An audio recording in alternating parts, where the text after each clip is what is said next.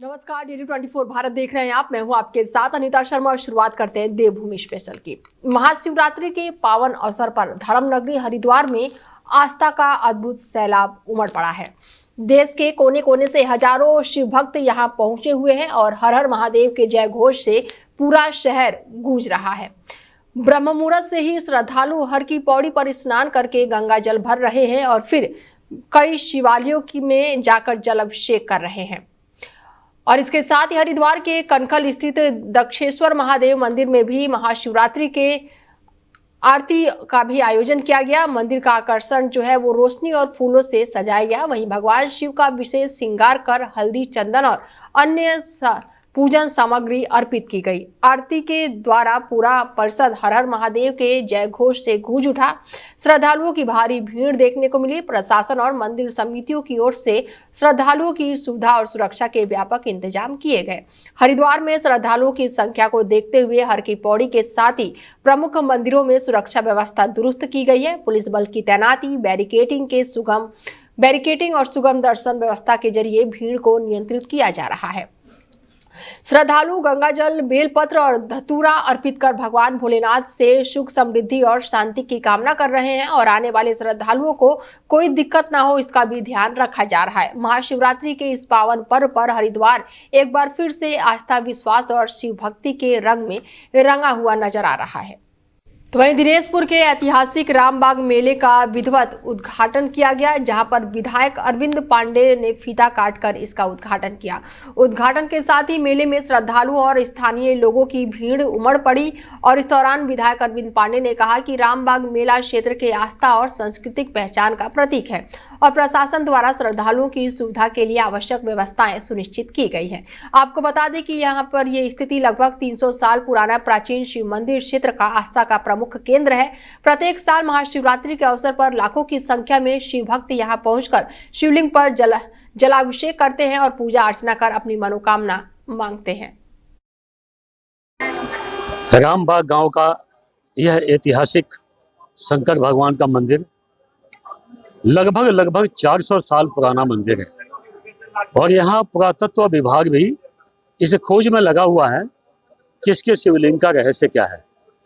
तो ये ऐतिहासिक मेला है और ये बुक्सा जनजाति की एक बहुत बड़ी पहचान है और आज की परिस्थितियों में बुक्सा समाज के लोग, बंगाली समाज के लोग इसको मिलजुल कर इसको बहुत आगे बढ़ाने का काम कर रहे हैं। पहले तो आप सभी को शिवरात्रि 2026 की बहुत बहुत शुभकामनाएं। आदिवासी शिव मंदिर रामबाग एक ऐतिहासिक मेला यहाँ लगता है, आप सभी उसके साक्षी बनते हैं। मेले की व्यवस्थाओं की दृष्टि से मैं आपको बताना चाहता हूँ कि पुलिस प्रशासन की चकाचौंध व्यवस्था रहेगी। करीब 24 कैमरे हम इस मेले में लगा रहे हैं। पूरा मेला सीसीटीवी कैमरे की निगरानी में चलेगा। पुलिस प्रशासन जगह जगह आपको मुस्तैद मिलेगा। फायर ब्रिगेड की 2 गाड़ियां यहाँ हमने तैनात कराई हैं और जो झूला है आपने देख रहे होंगे, विगत वर्षों में झूले लगते हैं लेकिन इस वर्ष झूला आपने देखा होगा, उसमें रंग रोगन नया सारी चीजें बहुत बढ़िया करके लगी है।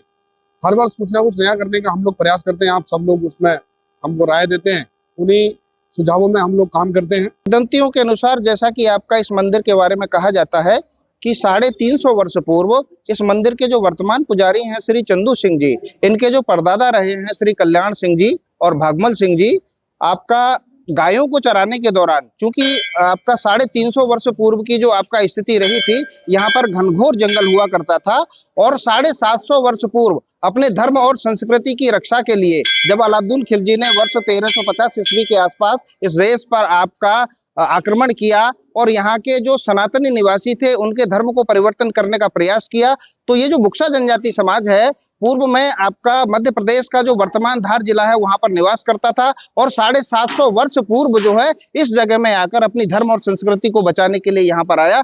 उसी दौरान जब खंड खंड में बसा हुआ, घनघोर जंगलों के बीच में बसा हुआ बुक्सा जनजाति समाज था, इस मंदिर के वर्तमान पुजारी श्री चंदू सिंह जी के आपका परदादा को यहाँ पर गायों को चराने के दौरान इस तरह का आभास हुआ कि यहाँ पर स्वप्न में उनको आपका ये आभास हुआ कि यहाँ पर जो है भगवान शिव की स्थापना है। उनको कहा गया कि मैं यहाँ पर स्थापित हूँ और मेरी खोज करके मेरे यहाँ पर मंदिर का निर्माण कीजिए, मेरी पूजा अर्चना को शुरू कीजिए। तो उनके द्वारा जो है जब यहाँ पर टीला हुआ करता था, उस टीले को जब खोदा गया उस टीले पर जो है भगवान शिव के रूप में ये शिवलिंग जो है हमारे उनके समक्ष प्रकट हुए, और तब से लेके आज तक, ठीक है, यहाँ पर जो संपूर्ण सनातनी समाज है वो भगवान शिव में अटूट आस्था रखते हुए हरिद्वार से गंगा जल लाकर, मतलब मैं ये देख रहा हूं कि जब जब वहां शिवरात्रि का त्योहार आता है तब तक वो व्यक्ति जो 1 किलोमीटर अपने खेतों को नहीं जा सकता है, वो कांवर को कंधे पर लेकर भगवान शिव की अटूट आस्था में मगन होते हुए जो है 200 किलोमीटर की यात्रा करके यहाँ पर जलाभिषेक करता है। ये इस मंदिर के प्रति हमारे भक्तों की अटूट आस्था का ही। तो वहीं पहाड़ों की रानी मसूरी में राष्ट्रीय राजमार्ग 707 पर वाल्मीकि मंदिर के पास हुए अवैध खनन ने प्रशासनिक तंत्र को झकझोर कर रख दिया है। खनन माफिया द्वारा नियमों को ताक पर रखकर की गई खुदाई के चलते राष्ट्रीय राजमार्ग का एक बड़ा हिस्सा क्षतिग्रस्त हो गया, जिससे मार्ग पूरी तरह से बंद हो गया। मामले की गंभीरता को देखते हुए प्रशासन ने सख्त रुख अपनाते हुए संबंधित व्यक्तियों के खिलाफ FIR दर्ज करने और सड़क निर्माण का खर्चा वसूलने के निर्देश दिए। शुक्रवार को SDM मसूरी राहुल आनंद के नेतृत्व में मसूरी देहरादून विकास प्राधिकरण, मसूरी नगर पालिका, खनन विभाग, राष्ट्रीय राजमार्ग प्राधिकरण और मसूरी पुलिस की संयुक्त टीम ने मौके का निरीक्षण किया और इस दौरान अब कार्रवाई आगे चल रही है। यहाँ पे कल हमें सूचना प्राप्त हुई थी कि कल लगभग 3:30 बजे यहाँ जो है रोड को क्षति पहुंची थी। तत्काल प्रभाव से सुरक्षा के दृष्टिगत जो रोड है इसको 4 पहिया वाहनों के लिए बंद कर दिया गया है। इसमें निरीक्षण के दौरान पाया गया कि रोड के जस्ट तलहटी में कुछ खनन चल रहा था, जिसकी जांच की गई, जिसकी परमिशन नहीं थी। संबंधित के विरुद्ध जो है नियमानुसार खनन विभाग की अपनी कार्रवाई कर रहा है। इसके अलावा जो MDDA के द्वारा नक्शा पास किया गया था उसमें भी उससे विचलन कर ज़्यादा जो खुदाई कर रही थी, उसके कारण MDDA की भी जो 15/9 की कार्रवाई वो की जाएगी। इसके अलावा जो NH जो विभाग है जिसकी रोड है वो भी संबंधित के विरुद्ध मुकदमा दर्ज करा रही है कि जिसकी वजह से उनकी रोड को क्षति पहुंची है, जिससे कि कल को जान माल की भी हानि हो सकती थी। वो भगवान का शुक्र है कि उस समय कोई था नहीं रोड पे, तो कोई क्षति जान की नहीं हुई है। तो इसके खिलाफ जो कार्रवाई हो सकती है बिल्कुल वो कार्रवाई की जाएगी। और इसके अलावा जो देहरादून पुलिस है उसके तरफ से एक डाइवर्जन प्लान जारी कर दिया गया है। तो मैं सभी पर्यटकों और लोकल से अनुरोध करूंगा कि उस डाइवर्जन प्लान का अनुपालन करें जब तक कि हम रोड को ना बना पाए। बट हमारी कोशिश है कि आने वाले 15 दिनों के भीतर हम इस रोड को फिर से सुचारू कर दें। तो सर क्या रोड बनाने का भी पैसा इन्हीं से भरपाई ली जाएगी? बिल्कुल, ये FIR दर्ज करा करके इसके खिलाफ जो भी होगी वसूली की कार्रवाई वो पूरी की जाएगी। और ये रोड का पूरा खर्च जो है हमारी वो रहेगी कि जिनके कारण ये रोड गई है उसी के द्वारा वहन किया जाएगा। यहाँ पे कल हमें सूचना प्राप्त हुई थी कि कल लगभग 3:30 बजे यहाँ। और अब आपको सीधे लेकर चलते हैं सरस आजीविका मेला में, जहां पर मुख्यमंत्री पुष्कर सिंह धामी क्या कुछ कह रहे हैं वो सुनवाते हैं। जय श्री राम, जय जय श्री राम। रुद्रपुर में आयोजित सरस आजीविका मेला व नगर निगम का 1 वर्ष पूरा होने के उपलक्ष्य में आज यहाँ पर उपस्थित मंच पर अभी जिनका आप सब लोगों ने संबोधन सुना, हमारे इस नैनीताल उधम सिंह नगर लोकसभा के लोकप्रिय सांसद, भारत सरकार के पूर्व मंत्री और अनेक पदों पर नेता प्रतिपक्ष, भारतीय जनता पार्टी के प्रदेश अध्यक्ष, मंत्री, विधायक, ऐसे अनेक दायित्वों पर जिन्होंने काम किया है, हमारे बहुत वरिष्ठ नेता आदरणीय अजय भट्ट जी, यहाँ के लोकप्रिय विधायक श्री शिव अरोड़ा जी, मेयर नगर निगम रुद्रपुर भाई विकास शर्मा जी, काशीपुर विधानसभा के लोकप्रिय विधायक आदरणीय त्रिलोक सिंह चीमा जी, महापौर नगर निगम काशीपुर भाई दीपक बाली जी, जिला पंचायत के अध्यक्ष श्री अजय मौर्य जी, भारतीय जनता पार्टी के जिला अध्यक्ष रुद्रपुर के कमल जिंदल जी, काशीपुर के श्री मनोज पाल जी, मंडी परिषद के चेयरमैन डॉक्टर डब्बू जी, फरजाना बेगम, नगर पालिका खटीमा के अध्यक्ष श्री रमेश चंद्र जोशी जी, श्रीपाल राणा जी, रीना गौतम जी, गुंजन सुखीजा जी, डॉक्टर प्रेम सिंह राणा जी, पूर्व विधायक किच्छा राजेश शुक्ला जी, उपाध्यक्ष मत्स्य पालक विकास अभिकरण श्री उत्तम दत्ता जी, श्री मंजीत सिंह जी, प्रदेश स्तरीय गन्ना सलाहकार समिति, नेत्रपाल मौर्य जी, खतीब अहमद जी, सुरेश कोहली जी, धीरेन्द्र मिश्रा जी, विवेक सिंह जी, रामपाल जी, अनिल चौहान जी, रश्मि रस्तोगी जी, मुकेश कुमार जी, हमारे दर्जा मंत्री और श्री राजेश कुमार जी, और मंच पर आसीन हमारे सभी नेतागण, और आज बड़ी संख्या में आए हुए इस पूरे जनपद ऊधम सिंह नगर के हमारे सभी स्वयं सहायता समूह से जुड़ी हुई सभी बहनें, हमारे सभी बड़े बुजुर्ग माताएं, बहनें, नौजवान साथियों, हमारे प्रशासन के जिलाधिकारी जी, मुख्य विकास अधिकारी जी, वरिष्ठ पुलिस अधीक्षक, उनके सभी अन्य अधिकारीगण, विभिन्न विभागों के आए हुए सभी अधिकारीगण, कर्मचारीगण और मीडिया के मेरे मित्र, मैं सबसे पहले आज इतना आप सब लोगों ने मेरा और हमारे सभी साथियों का आज बहुत गर्मजोशी से आज रुद्रपुर पहुंचने पर बहुत स्वागत किया। कहीं हमारी बहनों ने फूल बरसाए, तिलक लगाया, हमारे युवा साथियों ने जोश भरे नारे लगाए, अनेक प्रकार के वो जेसीबी के ऊपर चढ़कर वहां से भी उन्होंने फूल डालने का काम किया, बड़े बुजुर्गों ने आशीर्वाद दिया। मैं भी आप सभी का दोनों हाथ जोड़कर, सिर झुकाकर आप सबका अभिनंदन करता हूं, आप सबका स्वागत करता हूं। भाइयों बहनों, आज का दिन रुद्रपुर के हमारे सभी लोगों के लिए, यहाँ के हमारे परिवारजनों के लिए बेहद खास दिन है। और आज जहां हमने कई योजनाओं का यहाँ पर लोकार्पण किया है, शिलान्यास किया है, वहीं रुद्रपुर नगर निगम का आज 1 वर्ष का कार्यकाल भी हुआ है, सरस मेले का यहाँ उद्घाटन भी हो रहा है। मैं इस अवसर पर आप सभी को बहुत शुभकामनाएं देता हूं, भाई विकास शर्मा जी को, उनकी पार्षदों की, उनकी पूरी टीम को, जिन्होंने निरंतर इस क्षेत्र के विकास को आगे बढ़ाने का काम किया है। भाइयों बहनों, मेरा सौभाग्य है कि आज रुद्रपुर के चहुमुखी विकास के लिए 288 करोड़ रुपए से अधिक की 61 विकास परियोजनाओं का लोकार्पण और शिलान्यास का आप सबके बीच में आकर यहाँ पर उन सभी का आज लोकार्पण शिलान्यास करने का सौभाग्य प्राप्त हुआ है। और ये परियोजनाएं आने वाले समय में रुद्रपुर के विकास, विश्वास और भविष्य की नई ऊंचाइयों तक ले जाने का काम करेंगे, यहाँ के नागरिकों के जीवन को आसान बनाने का काम करेंगे। आप सभी जानते हैं, आदरणीय प्रधानमंत्री मोदी जी के कुशल नेतृत्व और मार्गदर्शन में हमारा राज्य विकास और समृद्धि के नए कीर्तिमान स्थापित कर रहा है। आज कोई क्षेत्र हो, सुदूरवर्ती हमारा गुंजी, नाभी या आदि कैलाश जैसा दूरस्थ क्षेत्र हो, या माड़ा मलारी या हमारा आराकोट, अस्कोट, ये सारे ही क्षेत्रों पर तेज गति से आज इंफ्रास्ट्रक्चर को बनाने का काम हो रहा है। इंफ्रास्ट्रक्चर मजबूत किया जा रहा है।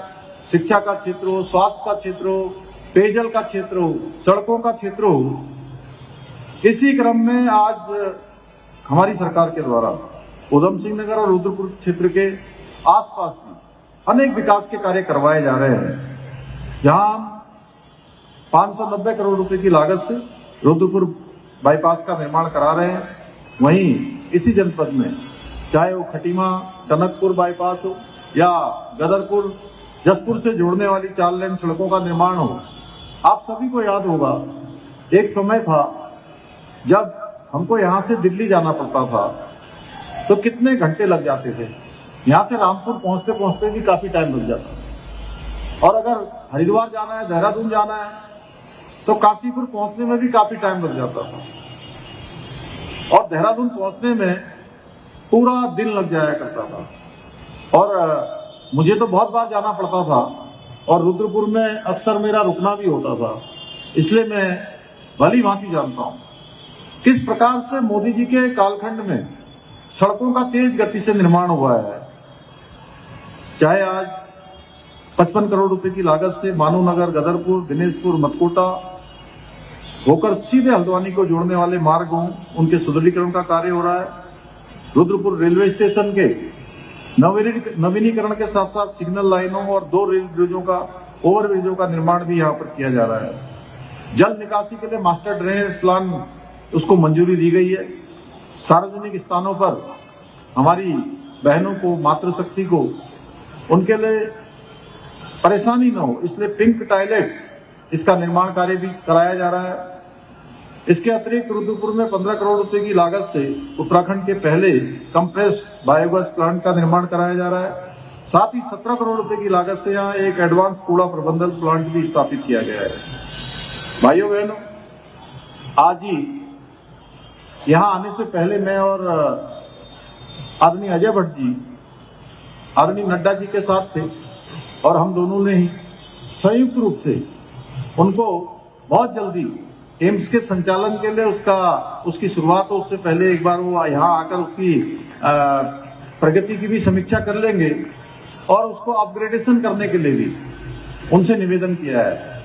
और आप सबको पता है कि वैसे अगर हम एम्स की बात करते हैं तो बहुत साधारण सा लगता है कि आसानी से यहाँ एम्स बन गया,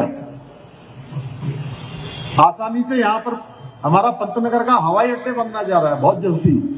उसके लिए भी एक बड़ी धनराशि पहले चरण में स्वीकृत हो गई है और आने वाले समय में वो हमारा पंतनगर का जो हवाई अड्डा है वो भी बहुत विस्तार रूप लेने वाला है। यहाँ से देश दुनिया इस पंतनगर से जुड़ने वाली है। इसी प्रकार स्वास्थ्य सेवाओं के लिए हमारा एम्स जो किच्छा में निर्माणाधीन है, जब पूरा हो जाएगा तो बहुत सारी सुविधाएं स्वास्थ्य के क्षेत्र में, जिसके लिए हमको दिल्ली जाना पड़ता है, अन्य स्थानों पर जाना पड़ता है, बाहर नहीं जाना पड़ेगा, यहीं पर जो है वो सुविधाएं हमको मिलने वाली है। और मेडिकल कॉलेज यहाँ का बनकर तैयार हो गया है, वह भी हमने तय किया है कि इसी साल इस मेडिकल कॉलेज का भी संचालन प्रारंभ हो जाए। अभी पिछले दिनों हमने कार्यक्रम किया था, पंडित राम सुमेर शुक्ल जी के, हमारे राजेश शुक्ला जी के पूज्य पिताजी के नाम पर वो कॉलेज का नाम है। और इतना ही नहीं, रुद्रपुर के पास में ही हमारा खुरपिया फार्म, उसमें 1000 एकड़ जमीन पर स्मार्ट इंडस्ट्रियल सिटी स्वीकृत हो गई है, उसका पैसा भी आ गया है, टेंडर की प्रक्रिया हो गई है, जल्दी उसका भी निर्माण कार्य प्रारंभ हो जाएगा। एक बड़ा रेवेन्यू हमारे राज्य में आएगा और हमारे नौजवानों को इस क्षेत्र में ही रोजगार मिलेगा। और केवल रुद्रपुर या आसपास के लोगों को नहीं मिलेगा, पूरे उत्तराखंड के लोगों को बड़ी संख्या में 25,000 50,000 की संख्या में यहाँ रोजगार का सृजन होने वाला है। ऐसे अनेक काम यहाँ पर हो रहे हैं। भाइयों बहनों, खटीमा और किच्छा में बस अड्डों का निर्माण भी कराया जा रहा है। अनेक स्थानों पर रुद्रपुर हो, गदरपुर हो, चकरपुर, यहाँ पर खेल स्टेडियम, बहुउद्देशीय hall, cycling track, athletics track, शायद विभिन्न खेल सुविधाओं का भी निर्माण किया जा रहा है। हमारा ये मानना है कि कोई क्षेत्र छूटना नहीं चाहिए, चाहे नौजवान हो, युवा हो, महिलाएं हो, हमारे किसान हो या हमारे पूर्व सैनिक हो, विद्यार्थी हो, हर किसी को मौका मिलना चाहिए। यानी कि सभी का जब विकास होगा, सभी को स्किल का अवसर मिलेगा, सभी को सरकार की सहायता मिलेगी, सब मिलकर आगे बढ़ेंगे, तभी हमारे प्रधानमंत्री जी का विकसित भारत का संकल्प पूरा करने में हमारा उत्तराखंड भी योगदान देगा और हमारा ये रुद्रपुर जिला भी, उधम सिंह नगर जिला भी बहुत बड़ा योगदान देगा। इसी क्रम में काशीपुर में एरोमा पार्क बन रहा है, सितारगंज में प्लास्टिक पार्क, काशीपुर में इलेक्ट्रॉनिक्स मैन्युफैक्चरिंग क्लस्टर, पंतनगर में मल्टी मॉडल लॉजिस्टिक पार्क। इसके साथ साथ तराई भावर की एक बड़ी महत्वपूर्ण योजना जमरानी बांध परियोजना, ये कई 60 साल से भी ज्यादा समय से इसकी प्रतीक्षा करते थे लोग कि ये जमरानी बांध बनना चाहिए। और जमरानी बांध बनने से हमारे तराई भावर की समस्या का समाधान होने वाला है, चाहे पेयजल का हो, चाहे सिंचाई का हो। इसके साथ साथ हमारे पड़ोसी क्षेत्र में भी, उत्तर प्रदेश में भी उसका बहुत लाभ उत्तर प्रदेश क्षेत्र के लोगों को भी मिलने वाला है। मैं प्रधानमंत्री जी का धन्यवाद करता हूं कि 60 सालों से जो योजना प्रतीक्षा कर रही थी कि उसको स्वीकृति मिलेगी, जमरानी बांध बनेगा, तराई भावर की पेयजल समस्या का समाधान होगा, जो भूजल स्तर हमारा नीचे जा रहा है वो भूजल स्तर थम जाएगा, यानी स्थिर हो जाएगा और सामान्य स्थिति में आ जाएगा। भाइयों बहनों, आज जमरानी बांध भी हमारा निर्माण की तेज गति से आगे बढ़ रहा है। अब कई बार लोगों को, हमारे जो प्रतिपक्ष के लोग हैं, उनको ये विकास दिखाई नहीं देता है। वो हर समय हमारी आलोचना ही करते रहते हैं, आप देखते होंगे, क्योंकि उनके जो युवराज हैं वो इसी गति में चले गए हैं। अरे भाई, साल भर में हम लोग सैकड़ों काम बहुत अच्छे अच्छे करते हैं, एक आध काम की तो तारीफ भी कर दिया करो। अगर वो तारीफ करते तो आप लोगों को भी अच्छा लगता कि भाई कल चलो कुछ सही बात कर रहे हैं। लेकिन अब ऐसा नैरेटिव बन गया है कि उनको तारीफ क्या करना है, उनको तो हर काम का विरोध करना है, केवल और केवल विरोध करना है। भाइयों बहनों,